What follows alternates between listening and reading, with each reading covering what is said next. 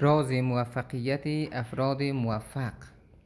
در این ویدیو چند عامل کلیدی موفقیت افراد موفق را برای شما خواهم گفت.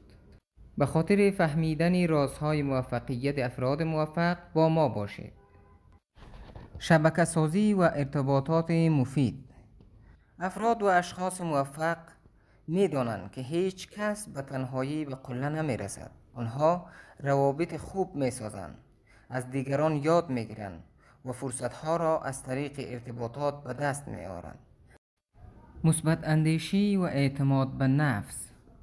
دید مثبت به آینده و باور به توانایی خود در لحظات سخت پشتیبان آنهاست. آنها به جای تمرکز بر موانع دنبال راه‌های حل هستند. کنترل احساسات و ذهن آگاه. افراد و اشخاص موفق یاد گرفته‌اند احساسات خود را کنترل کنند، تحت تأثیر اضطراب یا خشم تصمیم نگیرند و با ذهن آگاه عمل کنند. این عمل باعث رسیدن به موفقیتشان گردیده است. مسئولیت پذیری کامل. افراد موفق هر اتفاق را نتیجه انتخاب‌های خود می‌دانند، نه تقصیر دیگران. این طرز فکر باعث می شود در هر شرایطی به دنبال راه تغییر باشد، نه بهانه. هدف گذاری روشن و مشخص. افراد موفق دقیقاً می دانند چی می خواهند. آنها اهداف خود را نه تنها در ذهن بلکه به صورت مکتوب و قابل اندازه‌گیری تنظیم می کنند و برای رسیدن به آنها برنامه دارند. این باعث موفقیتشان می گردد. مدیریت زمان. افراد موفق زمان را هدر نمی دهند. برای هر ساعت برنامه دارد و روی مهمترین کارها تمرکز می کند. اولویت بندی مهارت کلیدی در موفقیت است.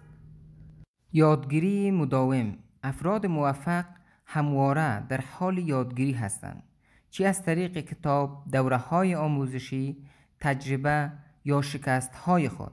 آنها باور دارند که همیشه جای رشد وجود دارد.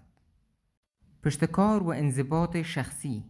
یکی از رازها و دلایل موفقیت اشخاص و افراد موفق این است که آنها در برابر هیچ گونه شکست تسلیم نمی شوند. وقتی بقیه دست می کشند و رها می کنند، آنها ادامه می دهند.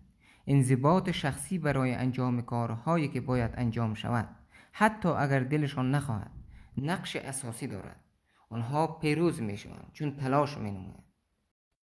اگر می خواهید از جدیدترین ها آگاه شوید، اگر دنبال محتوای متفاوت هستید، از سرگرمی تا آموزش، از تکنولوژی تا واقعیت، چند سو، اینجاست جایی برای ذهن‌های کنجکاو. ما را دنبال کنید.